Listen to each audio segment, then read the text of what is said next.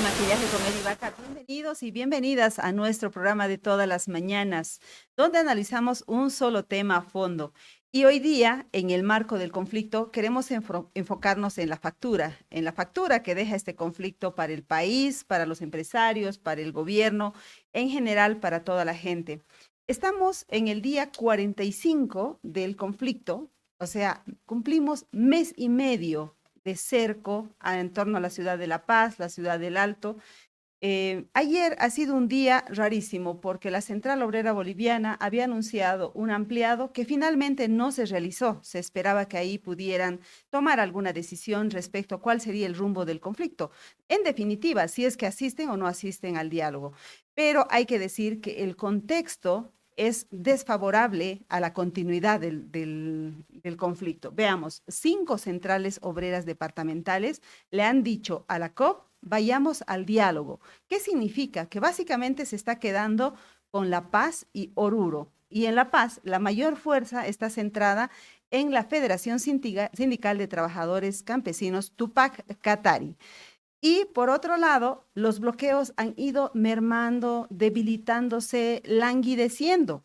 Y por eso es que la ciudad de La Paz, el último fin de semana, ha mostrado ya casi una figura de normalidad, podríamos decir. Sin embargo, faltan muchas cosas todavía. Falta sobre todo combustible para que se mueva la ciudad por completo, porque ahora hay una cantidad de vehículos que se están moviendo, pero se están moviendo a media máquina.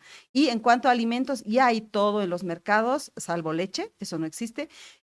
Pero todos los precios siguen elevados, pero no tan elevados como la semana pasada. Ya han empezado a bajar los precios también, lo cual son buenas noticias. Sin embargo, más allá de la resolución del conflicto, está esa pregunta que planteamos: ¿quién paga la factura? Quiero dar la bienvenida a nuestros panelistas, encantada de recibir a don Gary Rodríguez. Él es el gerente general del Instituto Boliviano de Comercio Exterior, el IPSE. Bienvenido, Gary, al programa. Estamos con el micrófono apagado, creo. Ahora sí.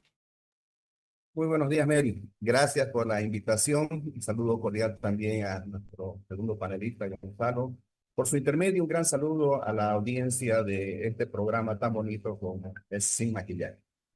Gracias, Gary, por estar con nosotros. Y sí, el otro invitado que está con nosotros es Gonzalo Vidaurre. Él es economista, especialista en comercio e inversiones. Bienvenido, Gonzalo. Muchas gracias por estar en el Sin Maquillaje. Bueno, buenos días, Mary. Muchas gracias por la invitación. Un cordial saludo a mi colega y amigo Gary Rodríguez del IPSE. Y bueno, pues por intermedio también a toda la audiencia tan vasta que tienes en el territorio nacional en este programa tan interesante. Muchas Muy gracias. bien, muchas gracias.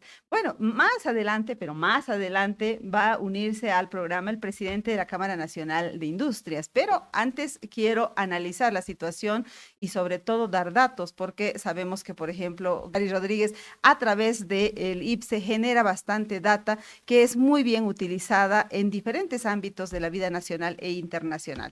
Así es que, don Gary, lo primero que quiero preguntarle es: ¿qué tan grande ha sido la pérdida en este conflicto? Ojalá estuviéramos hablando de una situación pasada. Todavía hay daños que se están produciendo porque no se han levantado todos los bloqueos.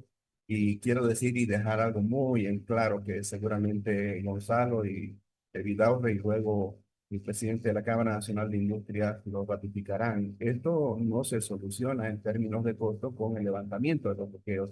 Ahora, para esta situación, nuestro aporte como institución ha sido un sondeo de opinión que hemos realizado a nivel nacional, donde la ciudadanía se ha manifestado contundentemente. Y en lo que respecta a los daños que nosotros calificamos desde 3 puntos de vista, en lo que hace a lo económico, nos estamos apoyando en los estudios que han hecho tanto la Cámara Nacional de Industrias como la Cámara Nacional de Exportadores de Bolivia. En el primer caso, que es de la Cámara Nacional de Industria, el dato que habían reportado hasta el 8 de junio era de una pérdida acumulada de 2.340 millones de dólares. Eso conglomerando, por supuesto, a todos los daños que se han consumado en contra del aparato productivo, comercial y de servicio. Eso dice en relación con lo que el sector agropecuario, el sector forestal maderero, el industrial manufacturero, el agroindustrial, el sector exportador, importador, minero, de turismo, transporte, servicio, absolutamente todos hemos perdido y esa cifra, bueno, a estas alturas, con toda seguridad que supera ya los 2.500 millones de dólares.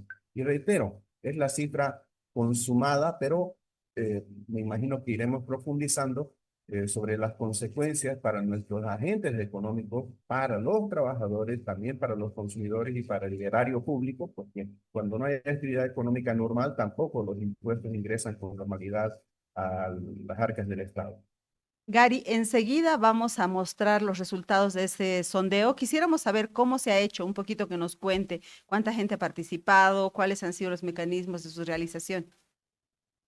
Bueno, olvidaba mencionar que la Cámara Nacional de Exportadores de Bolivia también cuantificó el daño específico a este sector tan importante de la economía como es el de la exportación.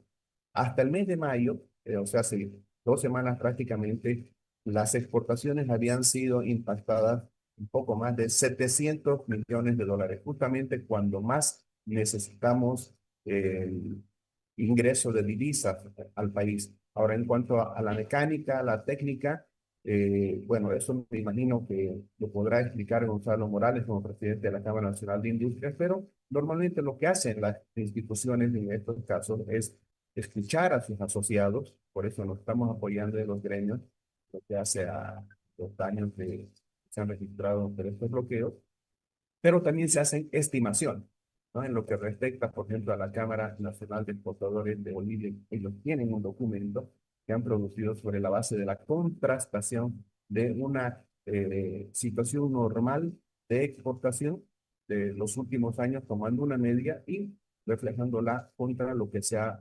visto al día del mes de mayo.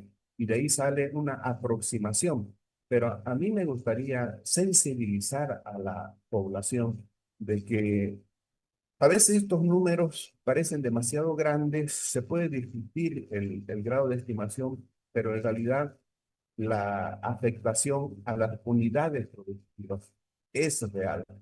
Así fuera $1, Mary, así fuera la pérdida de un contrato, un mercado, un comprador, o también en el caso de las importaciones, son personas que han confiado en el país, los productores, en las reglas de juego, que han arriesgado, que han invertido, que han producido y que no están pudiendo ver que el fruto de su esfuerzo se traduzca en ingresos. Sin embargo, todos, absolutamente todos los agentes económicos tienen que pagar sueldos, salarios, la luz, el agua, seguros, tienen que pagar deudas a los bancos o a proveedores directos, etcétera. Entonces, la complicación a nivel macroeconómico es realmente brutal. No hay otra forma de decir. Escuchaba a dirigentes del sector agropecuario indicar de que el impacto que están sufriendo ellos es tan o más severo que el que se había dado durante la pandemia, porque allá por lo menos durante la pandemia, a costa de la vida y del sacrificio de muchos productores agropecuarios,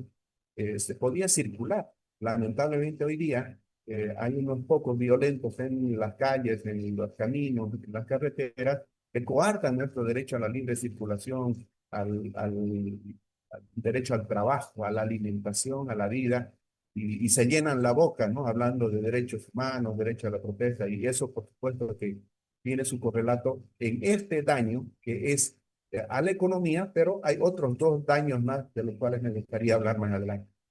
Claro que sí. Vamos a poner esas láminas para que podamos ir desglosando los datos. No sé si las tenemos listas. Ahí están. Por favor, si las podemos ampliar un poquito para que podamos leerlas. Lo que dice es sondeo de opinión sobre los bloqueos en Bolivia. Ahora sí, podemos leer. ¿Está usted de acuerdo en que se den bloqueos como medida de presión? El 96% en este sondeo realizado por el IPSE dice que no y el 4% dice que sí.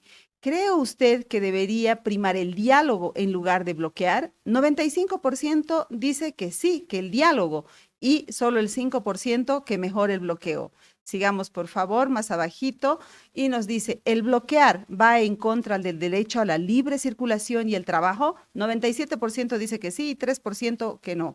¿Ha sido usted afectado directa o indirectamente o por algún bloqueo? El 90% dice que sí, que ha sido afectado o de manera directa o indirecta, y solo el 10% que no ha sido afectado. Sigamos, por favor. Tenemos la siguiente lámina también elaborada por el IPSE y dice, ¿considera que los bloqueos perjudican el desarrollo de Bolivia? 98% dicen que sí, que perjudican, y solo el 2% opina que no. ¿Cree usted que los bloqueos perjudican la imagen internacional del país? 98% que sí, 2% que no. Sigamos, por favor. ¿Diría usted que bloquear caminos es un delito por el daño que provocan? 96% dice que sí, 4% que no. ¿Estaría usted de acuerdo que se sancione a los bloqueadores? 95% dice que sí y 5% dice que no. Yo cuando le preguntaba sobre cómo habían logrado, sobre la metodología, en fin, me refería a este sondeo, pero luego ya le vamos a pasar la palabra a don Gary. Sigamos, por favor. Y tenemos este dato de la Cámara de Exportadores que dice que la pérdida a mayo de 2026 es 717 millones de dólares, 717.7 para ser precisos, millones de dólares. Vamos, por favor, adelante. Y de la lámina de la que hablábamos es de la Cámara Nacional de Industria a 43 días de bloqueos. ¿Qué es lo que nos dicen? Que 2.26% de afectación al PIB nacional. Y eso le voy a preguntar enseguida a Gonzalo Vidaur, ¿qué significa? ¿Qué significa este golpe? Porque ya tenemos proyección de crecimiento negativo. Con este 2.26% de afectación, ¿cómo vamos a quedar? Luego nos habla de 60 millones de dólares de pérdidas diarias y de 2.580 millones de pérdidas acumuladas. Vamos un poquito más abajo cuando nos dice la afectación al sector industrial, 12 millones de dólares en pérdidas diarias, 468 millones en pérdidas acumuladas. Y el impacto en la industria paceña, 3 millones de dólares por día y pérdidas acumuladas, 117 millones de dólares. Los impactos adicionales reportados son 13.000 industrias afectadas y 150.000 trabajadores del sector industrial afectados. Quisiera también explorar un poco sobre qué significa esa afectación, que por ejemplo podrían cerrar, podrían estar en quiebra, podrían despedir personal, en fin. Ahora sí quiero ir con Gonzalo Vidaurre para que sea Gonzalo quien nos explique qué implican estas afectaciones en la economía, empezando por el PIB. Bueno, gracias, Mary. Coincido con mi colega Gary en el sentido de que el efecto sobre la economía puede expresarse en una sola palabra, ¿no? Es devastador.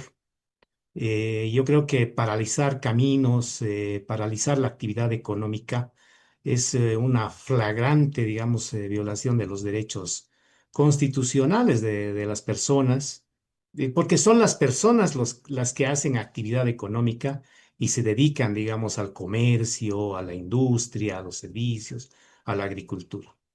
Entonces, en este contexto, las mediciones que hacen los gremios son correctas, ¿no? Tenido la oportunidad de trabajar varios años durante mi vida profesional en los gremios y muchas veces hemos tenido que hacer este cálculo o levantamiento de daños para ver, digamos, cuánto ha sido afectado por los constantes bloqueos a los que es sometido la actividad económica. Pero vamos al daño, digamos, estructural sobre la economía. Fíjese, Mary, y toda la audiencia, que ya los organismos internacionales en febrero o marzo ya auguraban o pronosticaban que la economía boliviana iba a retroceder, digamos, ¿no? En un -3%, por ponerlo, digamos, en una cifra exacta, ¿no? El Fondo Monetario, el Banco Mundial decían que íbamos a caer en un 3%. Eso ya era, digamos, de hecho, una noticia muy desalentadora porque la producción iba a decrecer, ya sea por diferentes efectos, digamos, ¿no? La industria iba a caer, la agricultura iba a caer. Sin embargo, si nosotros como bolivianos tomamos decisiones desacertadas y nos damos un tiro en el pie y solo podemos caminar con un solo pie, digamos, la afectación es mucho mayor, ¿no? El Producto Interno Bruto podría retroceder, digamos, a una mayor tasa. ¿Qué quiere decir esto? Que si los organismos internacionales dicen que vamos a retroceder en un 3%, es probable que caigamos aún más y nos hundamos mucho más, ¿no? En un 4% quizás. Fíjese que el año de la pandemia, ¿no? Con todos los resultados de la pandemia, con el confinamiento, etcétera, la economía cayó en un 6%. ¿Mm? Ahora, no creo que vayamos a llegar a ese extremo, pero nos podemos acercar peligrosamente de continuar esto a seguir cayendo, ¿no? Y cuando empieza a caer la actividad económica, usted me preguntará y me dirá, pero ¿cuáles son los efectos? Los Ujú. efectos son pues nocivos. Primero hay caída en la producción, ¿no? Y eso a un país que, digamos, tiene la necesidad de generar ingresos, es un efecto, nuevamente digo, devastador.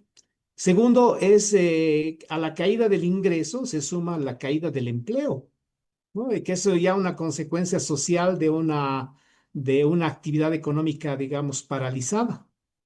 Y no hablemos más, digamos, del crecimiento de la inflación, ¿no? Y no hablemos también del deterioro económico del clima de negocios en Bolivia.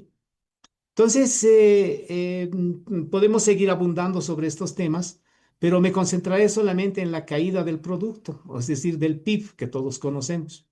Entonces, es probable que el ministro de Economía, por ejemplo, decía que probablemente podamos revertir esa tendencia que anunciaban los organismos internacionales. Pero el mismo gobierno anunció en el presupuesto general de la nación que la economía iba a retroceder en -1%. Ujú. Bueno, pero de todas maneras, yo, por la experiencia que tengo, estoy seguro de que la contracción económica este año va a estar así como la estimada por los organismos internacionales, en un -3% y probablemente podamos atravesar una recesión profunda. Ujú. Esto en términos macroeconómicos, ¿no? Para ver, digamos, y examinar el producto.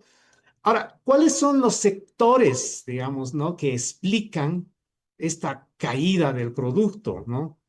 Obviamente son los sectores que concentran mayor empleo. La industria manufacturera, ¿m? La industria manufacturera en la ciudad del Alto y la que tiene la ciudad de La Paz, que tampoco es tan grande como la del Alto, ¿no? Pierde constantemente, eso va a caer, no hay duda de que va a caer. Va a caer la actividad del comercio, que es característica, digamos, en ciudades del Alto y La Paz. Va a caer la actividad del transporte, ¿no? El transporte prácticamente, digamos, es el motor o el circulante, digamos, dentro de las carreteras que lleva todo el suministro hacia las actividades económicas.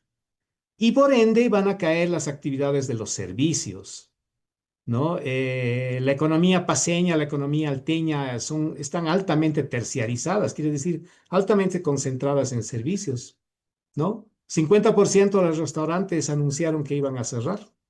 Hoy creo que se están rehabilitando algunos y están volviendo, pero fíjese todo ese proceso. En síntesis, el pronóstico hasta finales de año para la economía de hasta ahora, digamos, con toda esta serie de conflictos y con todo el efecto que llevaba desde el año 2024, la economía que ya estaba, digamos, en un estado de terapia, digamos, para entrar a terapia intensiva, puede agravarse severamente, ¿no? Y bueno, vamos a sufrir las consecuencias de una recesión que significa que no va a haber mayor producción, ¿no? Probablemente el consumo decline. Entonces, eso es un escenario, digamos, negativo el que vamos a enfrentar. De no proponer algunas medidas, digamos, que el gobierno o el sector privado puedan hacerlas y que la están haciendo, de hecho, he escuchado algunas, para retomar, digamos, esto y atenuar los efectos negativos de los bloqueos en la economía. Luego más adelante vamos a hablar de la posibilidad de esas medidas, pero luego de lo que usted nos explica, la verdad es que se me viene a la cabeza que nos hemos provocado una pandemia.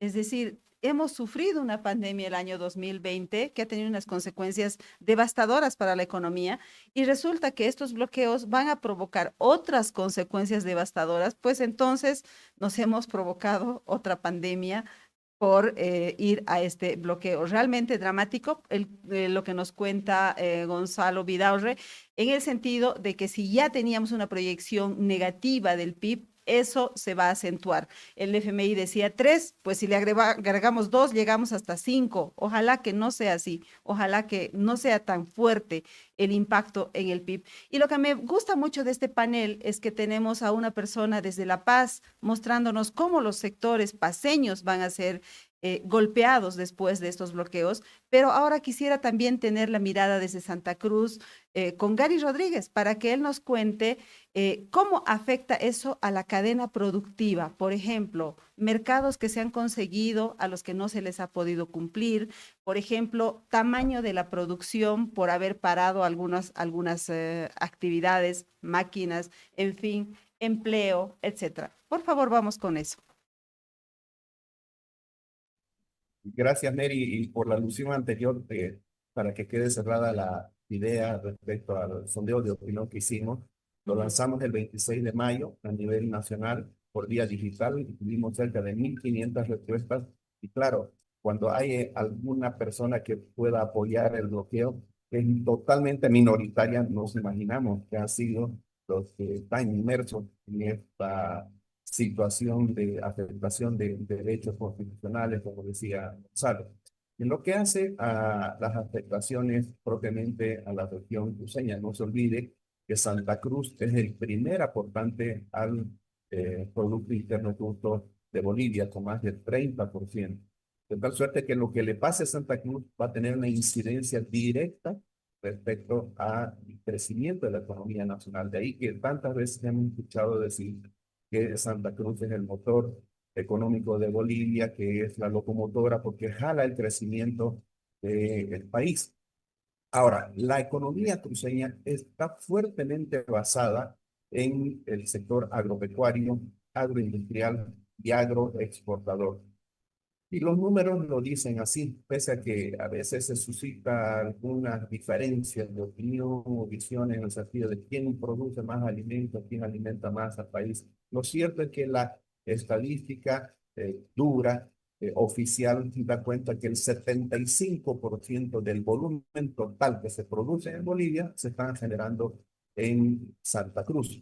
Y claro, si es que el departamento que produce más alimentos está bloqueado, las consecuencias no solamente las va a sufrir el productor acá, sino también Cochabamba y principalmente La Paz. Por eso es que el pollo cuesta tanto, por eso es de que hay una inflación, digamos, del sector de alimentos a nivel del país. Indudablemente el sector más afectado es el sector agropecuario, porque es una actividad primero de altísimo riesgo, de cortísimo tiempo de realización. Y claro, cuando, por ejemplo, los pollos salen para llegar a destino y se detienen en el camino, esos pollos, si están yendo vivos, van a morir. Y si están yendo refrigerados en algún momento, imagínense, más de 40 días, se van a estropear.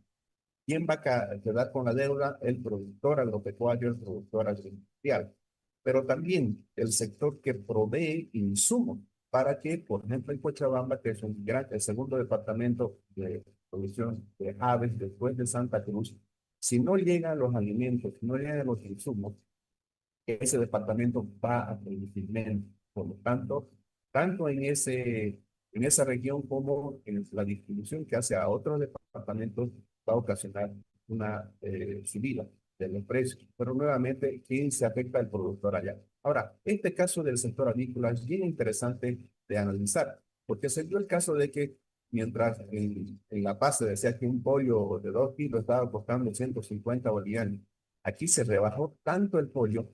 que prácticamente los agricultores, y esto es bien triste decirlo, dejaron de sembrar, se dice, pollitos para engordarlos y entregarlos de aquí a 2 meses. ¿Eso qué quiere decir, Mary? Por eso, desde el inicio nomás yo estaba advirtiendo de que cuando se habla quién va a pagar esta factura, la está pagando inicialmente el productor, pero la va a terminar pagando el público. De aquí a 2 meses vamos a tener 1 millón de pollos menos en oferta, porque esa es la cantidad de pollos que se ha dejado de sembrar acá en Santa Cruz. Porque ¿para qué el agricultor que ya está perdiendo, perdón, el agricultor o el pecuario, en este caso el productor avícola, que ya está perdiendo porque no puede realizar, no puede vender con normalidad la producción que ya tiene, sino que la está malbaratando e incluso está teniendo que sacrificar sus pollos antes de que salgan al mercado? ¿Para qué va a seguir produciendo, no? Si es que no va a poder vender con normalidad. Entonces, el dato que tenemos, yo le gustaría que le pueda invitar al presidente de la Asociación Nacional de Productores Avícolas, es de que por lo menos 1 millón de pollos no van a estar en el mercado de aquí a 2 meses, porque obviamente estamos atrasados en eso.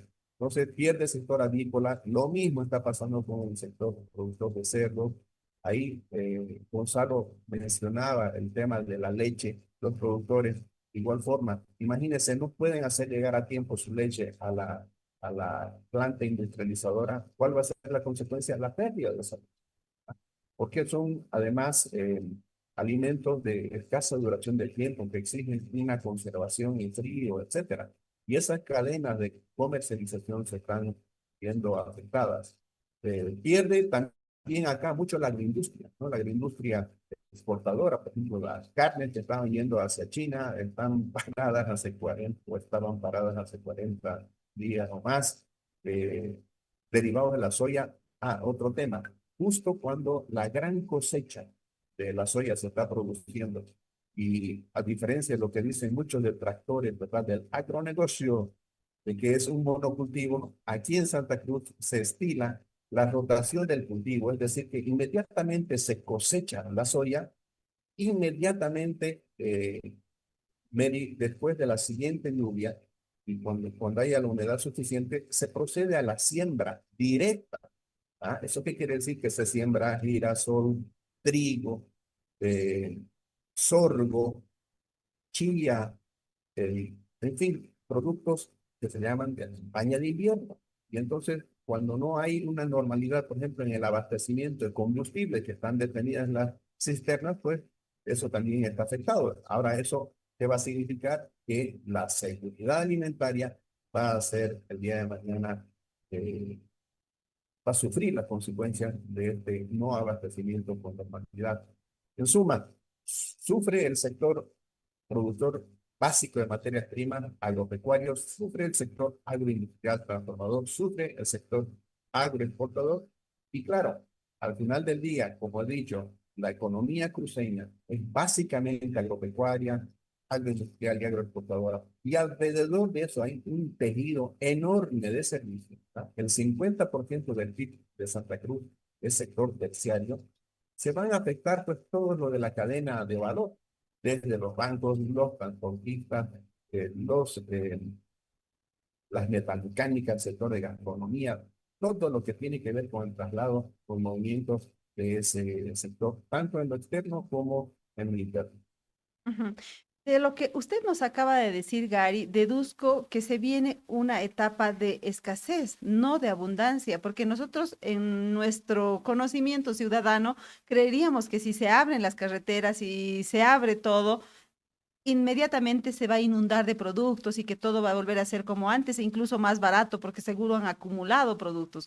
Pero usted nos está explicando que básicamente han dejado de sembrar, ¿no? Y que podríamos tener escasez en el futuro. Entonces, quiero preguntarle a Gonzalo Vidaurre si va a haber un impacto mayor en la inflación. O sea, ya en este momento, con todo lo que ha subido la canasta familiar en La Paz, estamos al borde, al límite, ¿no? ¿Qué significa esto que nos acaba de decir Gary Rodríguez respecto al tema de la inflación? Sí, Mary, al igual que el crecimiento económico que ha sido pronosticado, digamos, como negativo para el 2026, inclusive el 2027, la inflación ha sido proyectada, digamos, entre un rango de un 15 a un 20% para este año. de no mediar, digamos, conflictos o factores externos. Pero como experimentamos durante 45 días o más quizá este tipo de eventos, ¿no? La inflación se ha disparado, por ejemplo, el mes de mayo, y hemos tenido inflación cercana al 2.4% en un solo mes, ¿no? Esto es terrible, esto es impactante, ¿no? Porque generalmente la inflación promedio mensual llegaba, digamos, al 0.3%, etcétera, ¿no?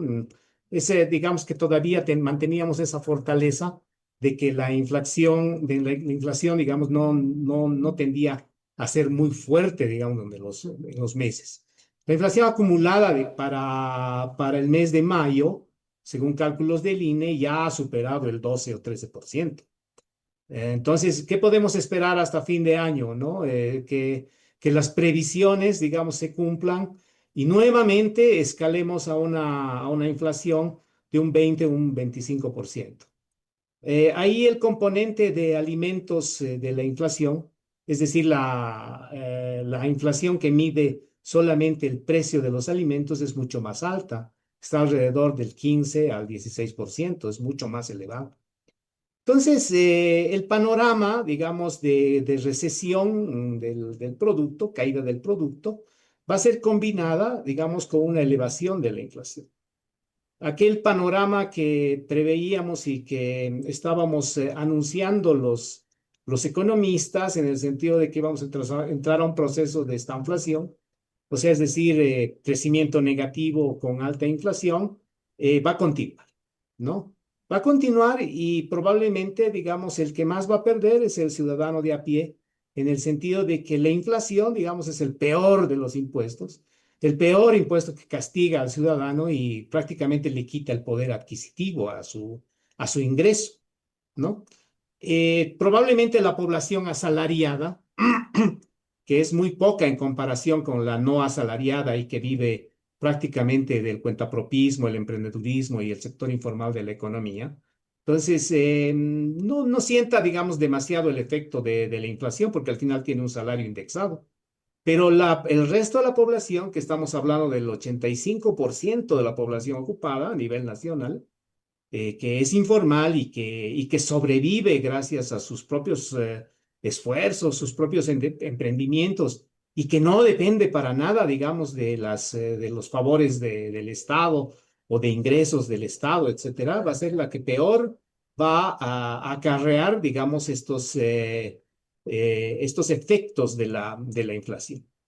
En suma, el segundo efecto más relevante que podamos tener de este fenómeno que nos producimos nosotros mismos, que producimos a nuestra economía, ¿no? Esto ya no sé si en la teoría económica se puede llamar un shock externo, ¿no? Esto probablemente sea un shock interno producido, digamos, por la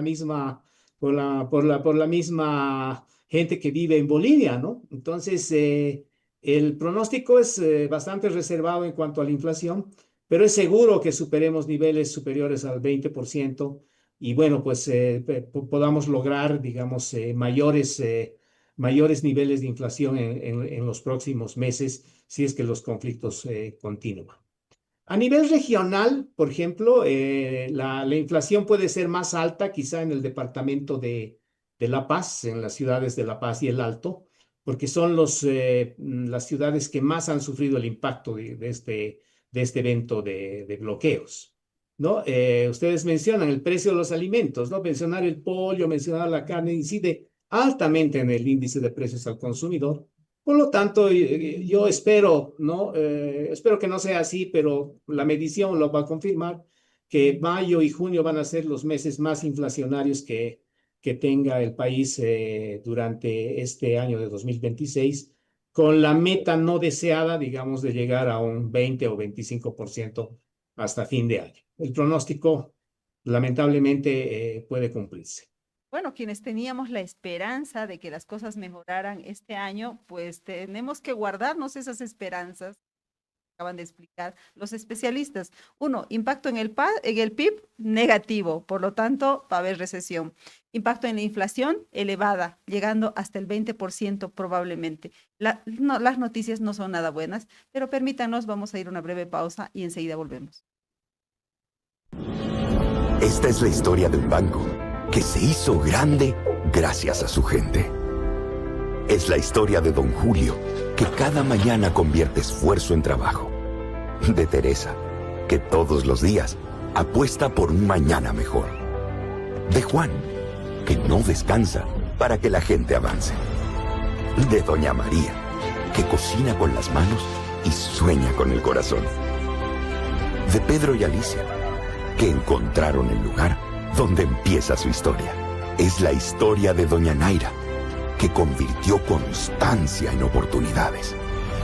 De Ernesto, que sabe que cada semilla es futuro.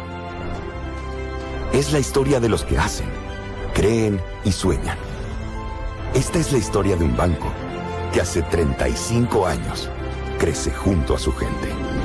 Banco Económico, el banco de nuestra gente. Esta entidad es supervisada por ASFI. Paquetes diseñados para ti, desde 70 invitados en adelante, organización completa y detalles que marca la diferencia. Más información al 715-55-170.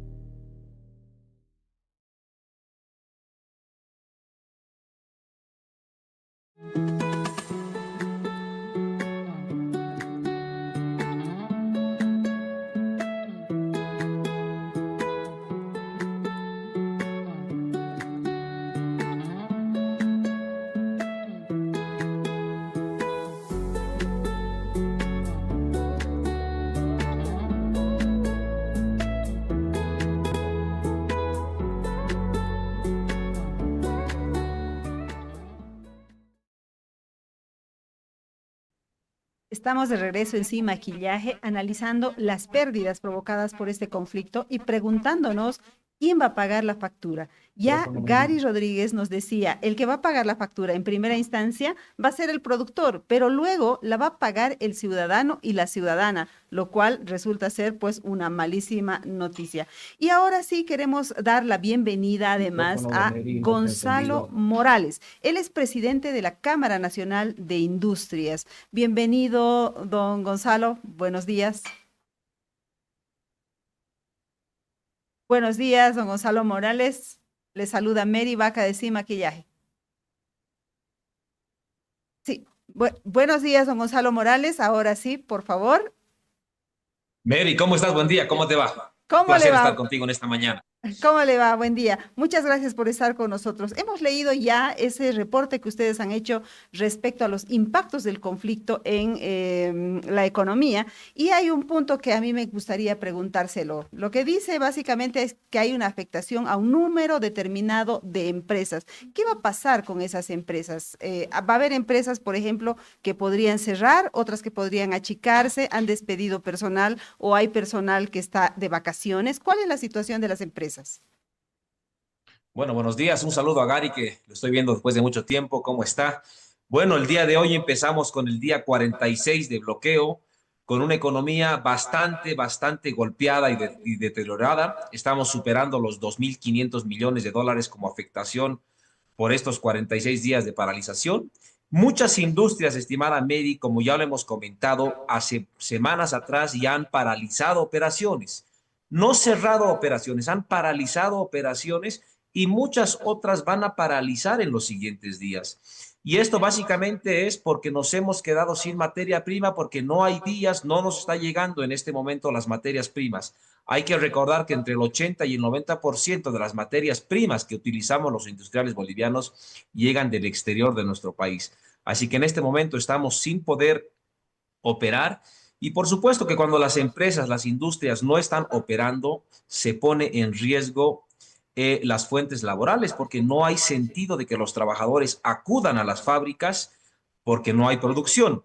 ¿Y qué hemos hecho muchas empresas? Bueno, hemos dado vacación colectiva o general, o hemos dado vacaciones colectivas sectorizadas para de esta manera todavía precautelar y velar por las fuentes laborales. Uh-huh. Sí, el reporte de ustedes habla de 13.000 industrias afectadas y de 150.000 trabajadores del sector industrial afectados también. ¿Qué significa eso? Que esta afectación es temporal y que podrán recuperarse, podrán levantarse y continuar con sus actividades, o hay definitivamente casos en que lamentablemente estamos hablando de cierres definitivos. Mire, va a costar y va a costar mucho tiempo volver a la normalidad. No significa que ponte que los bloqueos se levanten mañana, no significa que el día martes o miércoles ya vamos a estar recuperados económicamente. Esto va a demorar bastante tiempo, va a demorar que volvamos a tener los niveles de productividad que teníamos antes de que inicien los bloqueos, va a volver a la normalidad en que la gasolina llegue a todas las industrias o el diésel llegue a todas las industrias en este momento. Y según los cálculos que hemos hecho nosotros, por lo menos la economía de Bolivia va a demorar entre 6 o 7 meses para que volvamos a tener la normalidad a la cual nosotros estábamos acostumbrados. No se olvide, Mary, que prácticamente 1 mes y medio de los 12 meses que tiene el año no hemos trabajado, no hemos producido, no hemos comercializado, no hemos exportado. Así que, en ese sentido, bajo esta preocupación, es que la Cámara de Industria la semana pasada hemos lanzado nuestro plan de reactivación económica y del empleo, porque nosotros estamos conscientes que tenemos que recuperar la economía, pero también algo fundamental es proteger a nuestros trabajadores. Sería bueno que nos cuente en qué consiste ese plan para que sepamos si es que depende del gobierno, depende de la misma industria. ¿En qué consiste el plan? Por supuesto que en este momento dependemos del gobierno, es por ello que uno de los pilares de nuestro plan consiste en las mesas permanentes de trabajo para ir analizando estas medidas de forma permanente, para ver si las modificamos o vamos tomando otras. Pero el primero es que necesitamos contar con un fondo de recuperación económica, es decir, con créditos baratos para el sector productivo, especialmente para las pequeñas y medianas empresas. Y nosotros proponemos que estos fondos productivos vengan de organismos internacionales que puedan prestarnos este dinero. Así que en ese sentido sí necesitamos de la ayuda del gobierno y por supuesto que también de la ayuda de la Asamblea Legislativa, porque son ellos los que al final de cuentas van a aprobar estos créditos que tanto necesitan, especialmente, como lo he mencionado, las pequeñas y medianas empresas. Eso nos va a dar oxígeno, nos va a dar flujo de caja para poder seguir invirtiendo y hacer mover ese dinero. Segundo, necesitamos un alivio tributario y un alivio crediticio. Como lo he mencionado, son casi 1 mes y medio que no hemos trabajado, no hemos comercializado, no hemos exportado. Así que estamos proponiendo un alivio crediticio y tributario de 90 días para de esta manera también nosotros poder tener flujo de caja que tanto necesitamos en este momento. Tercero, tiene que haber una seguridad jurídica que no solamente garantice al inversionista nacional, al inversionista paceño, para que no se vayan de La Paz, para que no se vayan de Bolivia. Entonces hay que darle seguridad jurídica y previsibilidad normativa, y eso lo vamos a conseguir con una nueva ley de inversiones. Y esa ley de inversiones también nos va a servir y es fundamental para atraer la inversión extranjera, que en este caso, que hace mucho tiempo ya tenía desconfianza en nuestro país, pero más aún con estos 40 y tantos días de bloqueo. Entonces tenemos que darle seguridad jurídica a la inversión extranjera. Mary, la gestión pasada solamente nos llegó inversión extranjera a Bolivia por 240 millones de dólares, cuando países vecinos han recibido inversión por 6.000, 7.000, incluso llegando a los 13.000 millones de dólares. Países muy cercanos a nosotros. Y nosotros únicamente 240, entonces ese dato nos tiene que decir algo nos está faltando y es esta ley de inversiones. Cuarto, estamos proponiendo que exista un pago de un bono solidario por única vez, por un monto de 1.000 bolivianos para las familias que han sido más afectadas en estos bloqueos. Estamos conscientes de que ese monto, si bien no es un monto demasiado alto, pero sí va a ayudar a un poco también a darles este alivio financiero a las familias. Y este bono, nosotros lo hemos propuesto que solamente sea pagado por una única vez, como ha pasado con el bono que hubo cuando había el COVID. Así que básicamente esto es lo que... y como quinto, el tema de las exportaciones, que es vital para Bolivia, que nosotros tenemos que dejar de exportar únicamente quinoa, carne o soya. Bolivia tiene, Mary, la potencialidad de exportar todo lo que nuestras industrias producimos acá. Nosotros tenemos una industria de primera calidad en alimentos, fármacos, bebidas, textiles y toda la manufactura. Entonces tenemos que empezar a ayudar al empresariado privado a que pueda exportar todo lo que se pueda. Ujú. En eso consiste nuestro plan, estimada Mary. Bueno, nos queda clarísimo. Entonces son 5 puntos: fondo de recuperación, alivio tributario y alivio crediticio, seguridad jurídica, el bono solidario para la gente más afectada y, por supuesto, exportaciones de Bolivia para el mundo. Quisiera ir ahora con don Gary Rodríguez para preguntarle cuál es la propuesta también del sector oriental, particularmente del IPSE, después de hacer el análisis para que podamos salir de este punto en el que está ahora la economía. Es un nuevo punto, un punto más abajo, podríamos decir. Adelante, Gary. En primer El lugar, un micrófono. saludo al presidente de la Ahí está. Cámara Nacional de Industria,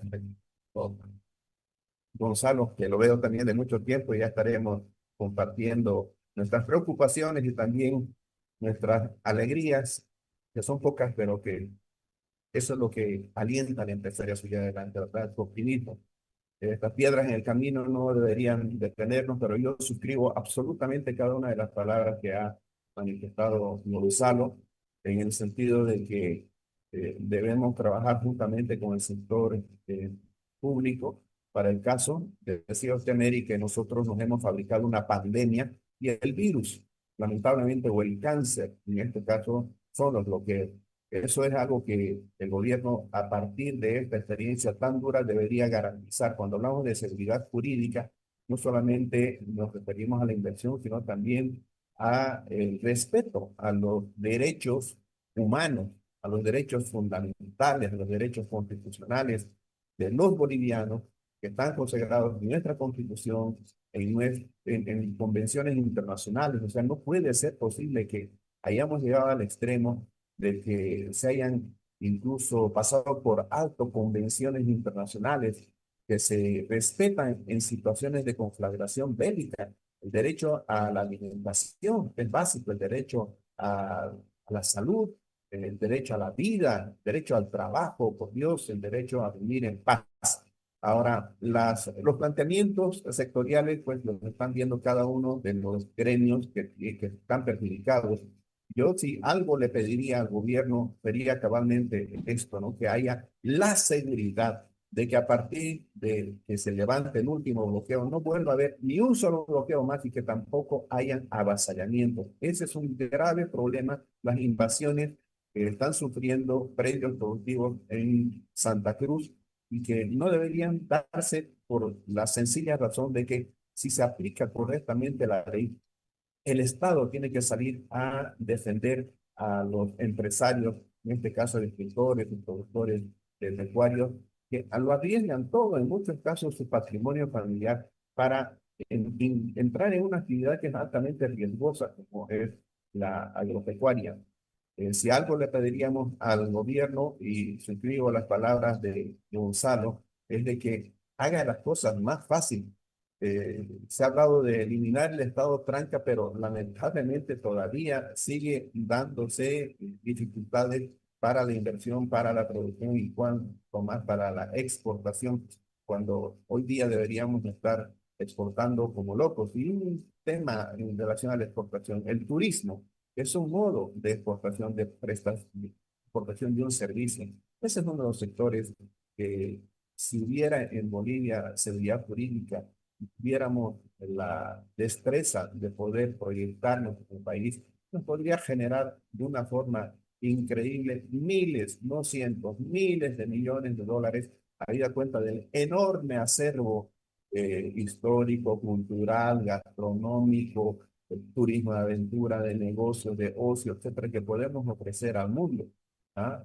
El tema de educación internacional. ¿Quién va a mandar a sus hijos a a educarse en Bolivia? Ya lo estaban haciendo los brasileños, pero esto se destruye cuando no hay seguridad ciudadana. Entonces, creo que el planteamiento de Gonzalo y diré de la Cámara Nacional de Industria eh, tiene una relación, pero estrechísima con la situación actual, pensando principalmente en la ciudadanía. Porque si los empleos se destruyen, no va a haber ingresos y las empresas eh, pasan al sector informal o declinan, no va a haber recaudaciones. Aquí, sector público, sector privado, tenemos que avanzar. El Estado tiene que garantizar eh, la buena provisión de diésel para la siembra de invierno que se ha visto también afectada en esta situación. Y por supuesto, la recuperación de la confianza. Las expectativas son tan importantes para atraer inversión extranjera como lo es también la ley de inversiones. Finalmente, los empresarios nacionales podrán ser más agresivos en la inversión, la reinversión, en asumir nuevos riesgos, contratar créditos, siempre y cuando las señales desde el gobierno impulsen expectativas positivas hacia adelante. Los bolivianos tenemos todas las condiciones, Romeri, absolutamente todas las condiciones para salir de esta situación y de la pobreza, pero siempre y cuando haya un Estado coadyuvante y principalmente garante de de la seguridad jurídica y de los derechos fundamentales de los bolivianos. Muy bien, agregamos entonces a la agenda señalada anteriormente que no haya bloqueos ni avasallamientos, que se hagan las cosas más fáciles, o sea, sin tranca, turismo, atracción de inversiones. Más o menos se está armando una agenda global, digamos, para que el país pueda arrancar después de haber caído en este punto en nuestra economía. Permítame, vamos a ir a una breve pausa y enseguida volvemos con nuestro analista porque quiero preguntarle cómo afecta todo esto a lo social, cómo esos números se traducen en la gente. Enseguida venimos. Esta es la historia de un banco que se hizo grande gracias a su gente. Es la historia de Don Julio, que cada mañana convierte esfuerzo en trabajo. De Teresa, que todos los días apuesta por un mañana mejor. De Juan, que no descansa para que la gente avance. De Doña María, que cocina con las manos y sueña con el corazón. De Pedro y Alicia, que encontraron el lugar donde empieza su historia. Es la historia de Doña Naira, que convirtió constancia en oportunidades. De Ernesto, que sabe que cada semilla es futuro. Es la historia de los que hacen, creen y sueñan. Esta es la historia de un banco que hace 35 años crece junto a su gente. Banco Económico, el banco de nuestra gente. Esta entidad es supervisada por ASFI. Estamos de regreso en Sin Maquillaje con Mary Vaca. Le pregunto ahora a Gonzalo Vidaurre, nuestro analista económico, que nos diga cómo va a impactar todos estos números que acabamos de señalar en la gente. Finalmente, ¿cómo se traduce eso en el día a día? Bueno, uno de los temas más sensibles, desde luego, es la afectación en el empleo, ¿verdad? Muchas personas, como menciona el presidente de la Cámara de Industrias, hay una afectación directa, digamos, sobre los ingresos de las personas. Puede que estén en el sector formal de la economía, como puede que estén en el sector informal de la economía. Pero la más grave afectación es sobre el sector informal de la economía. El salario, al final, de las empresas formales tardará un buen tiempo en recuperarse, pero hay que prestar mucha atención, digamos, al empleo que se ha vuelto a precarizar, ¿no? Como indica, digamos, el tema de la Organización Internacional del Trabajo. No hay un empleo seguro, no hay un empleo constante, no hay un ingreso seguro. Entonces, esa es una forma adicional de precarizar nuevamente el empleo. Las soluciones pueden estar dadas, digamos, en factores coyunturales de corto plazo, por ejemplo, la emisión de bonos, digamos, para los más afectados. Pero yo creo que un factor estructural que podría redundar en el mediano plazo podría ser pensar aquellas ideas que se pensó en la pandemia y que también se pensó en el año 1985 en la crisis, en la creación de un fondo especial, digamos, para la generación de empleo por parte del gobierno, ¿no? Esto ayudaría, digamos, a que las empresas que han perdido los ingresos durante este tiempo y que obviamente han estado perdiendo los ingresos durante el periodo de que hemos entrado en recesión, puedan atenuar esta pérdida y recuperar paulatinamente, ¿no? La recuperación no va a ser inmediata, no es en el corto plazo. Esperemos que al próximo año podamos recuperar de no mediar nuevamente estos impactos negativos como bloqueos y cortes de caminos. Entonces podría ser interesante. ¿no? Entonces, la prioridad, nuevamente me refiero, es a recuperar el ingreso de las personas mediante actividades, digamos, que promueve el Estado, como la generación de fondos, llámese de emergencia para recuperación del empleo, ¿no? O fondos como propone el sector privado en el caso de subsidios directos a las familias, ¿no? Es una medida interesante de recuperación en el corto plazo. Ujú. Y otro tema fundamental es que se ha deteriorado completamente el clima de negocios, ¿no? El anuncio de las nuevas leyes por parte del gobierno ha sido un boomerang prácticamente para el mismo gobierno, porque ese anuncio que hizo el presidente hace un mes o 2 meses aproximadamente de 7 nuevas leyes, ¿no? Se ha vuelto como digamos, un boomerang contra el gobierno en el sentido de que va a tardar su aprobación. Entonces hay que ir en las recomendaciones también al Estado, ¿no? En el sentido de que hay que socializar primeramente, digamos, el tema de las leyes de inversión, la ley de electricidad, la ley de minería, y ver los beneficios directos para la población, ¿no? Yo entiendo que son leyes fundamentales para el desarrollo del sector privado y para la generación de nuevas inversiones y volver al crecimiento. Eso es lo que se quiere. Pero hay que explicar, ¿no? Y esto es, digamos, como que un jalón de orejas para el Estado. Hay que explicar, digamos, cuáles son los beneficios directos de tener una nueva ley de inversiones, de tener una nueva ley de electricidad, de tener una nueva ley de minería, ¿no? En ese contexto, digamos, la recuperación prevista o añorada por todos nosotros podría ser previsible hasta fin de año o al próximo año de no mediar nuevamente estos conflictos externos. Le hice esta pregunta al señor Vidaurre porque este conflicto, yo diría que a diferencia de muchos otros, pero particularmente este, ha tenido un golpe directo en la gente, ¿no? Es decir, no era un bloqueo contra los ricos, llamemos así, era un bloqueo contra los pobres. Los pobres son los que no podían conseguir el pollo, no podían conseguir la comida, no podían conseguir la leche, etcétera, etcétera. Y estoy hablando en pasado como si ya se hubiera terminado el conflicto, pero no se terminó todavía, continúa. Quiero ir con una última rondita mientras nos despedimos, en primer lugar con el presidente de la Cámara Nacional de Industrias para preguntar quién paga la factura. Ya Gary nos adelantó algo, pero quiero preguntarle a Gonzalo Morales, ¿quién paga esta enorme factura provocada por 45 días de conflicto? Mari, la factura la vamos a pagar todos los bolivianos. La va a pagar el Estado, la va a pagar el empresariado privado, la va a pagar las familias bolivianas y la van a pagar los trabajadores. Lastimosamente, esta factura, esta costosa factura, la vamos a terminar pagando todos los bolivianos, los 11.5 millones de bolivianos. Primero, porque el Estado ha dejado de percibir tributos. Las empresas hemos dejado de vender, de comercializar y de exportar. Y los trabajadores y las familias bolivianas, porque en este momento existe una inflación hace 43 días muy elevada a raíz de los 43 días de bloqueo, así que la vamos a pagar todas, Mary. Lamentable. El señor Vidaurre, por favor, don Gonzalo Vidaurre, ¿quién va a pagar la factura?